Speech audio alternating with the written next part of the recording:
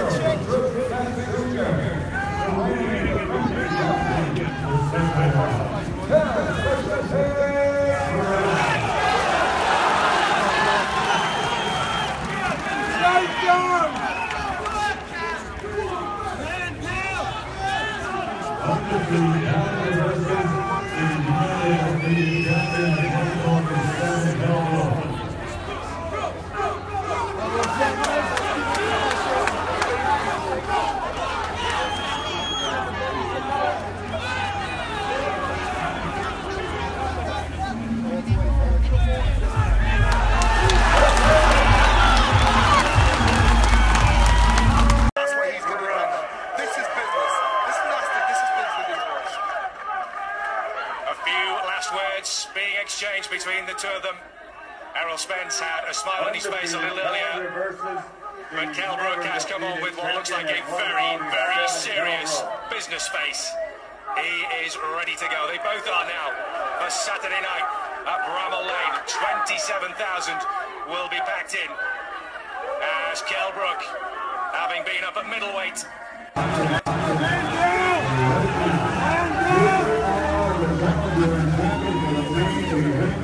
well-rounded boxing, the IBF welterweight championship of the world challenger, Errol Spence Jr. The lady defending champion, the special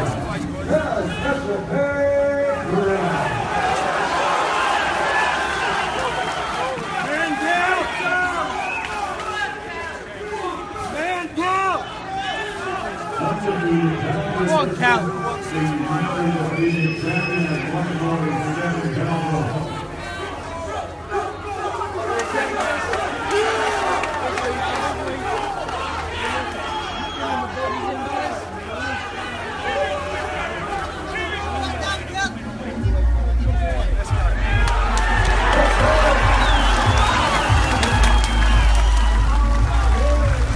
What up, Fight World? It's your boy Ego, and I'm back with some more boxing.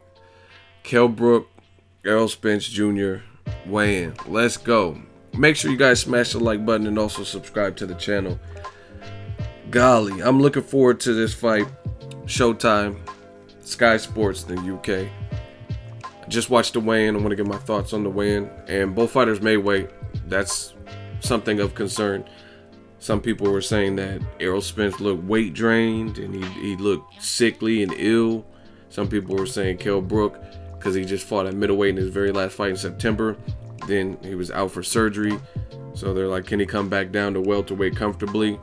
Guess what? They both did. As you see on the screen, Errol Spence weighed 146.25 pounds. Kell Brook made weight at 146.5. So both of them under the welterweight limit of 147. Made weight. There is an IBF weigh-in, and this is not like the Gennady Jacobs versus Golovkin fight, because Gennady Jacobs and team used a strategy and elected to come in comfortable and not challenge for the IBF belt, because Golovkin had other belts. So if you were to beat Golovkin, Jacobs still would have collected those additional belts, right? So he just wasn't tripping off the IBF, came in comfortable, didn't have to wake up, rest up, stuff like that.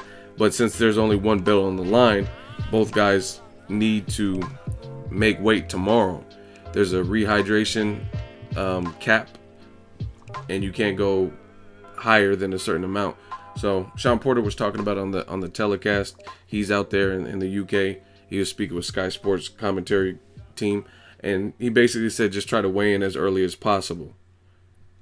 So that's the little trick to do it. You know what I mean? Weigh in early as possible so you haven't put on too much weight, and then throughout the rest of the day you can gain more weight. But you have to weigh in with the IBF the next day after making weight. So they want to make sure you haven't rehydrated to some crazy amount And I think they're the only sanctioning body that does it. The WBC doesn't do it, WBA, etc. So my observations, I told you guys before, I mean, even before the weigh-in, and it stayed the same. This fight is combustible because it's like a mirror image. Both fighters, I mean, there's only one loss between the two of them, and that one loss came at a higher weight against a known power puncher and an undefeated guy in Golovkin. So there's only one loss. Physique wise, they're both diesel, they're both shredded, they're both ripped and look ready to go, you know what I mean? And then when they're doing the face-off was intense. Like, they're just staring at each other. Kell Brook, he looked like he had some nervous energy.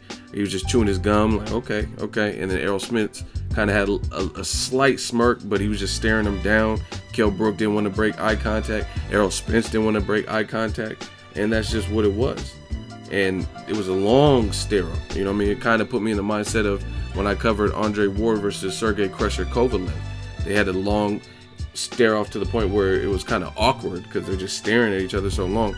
And I like that, you know what I mean? Because no one broke them up and forced them to break contact, and that's what it was. There was a couple thousand people out there.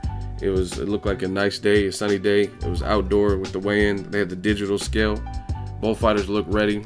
They interviewed both fighters post-fight, and they both are talking the same way. That's why I said this is going to be a good fight, because it's like two rams or something. Like, they're gonna have to butt heads. Like, someone's gonna have to back down and not make good with what they're saying, because they're both talking the same way. Errol Spence, he said, "I'll be the champion. I think I can knock him out in front of his hometown crowd. Absolutely." He said, "I'm 100% sure that I will beat him tomorrow."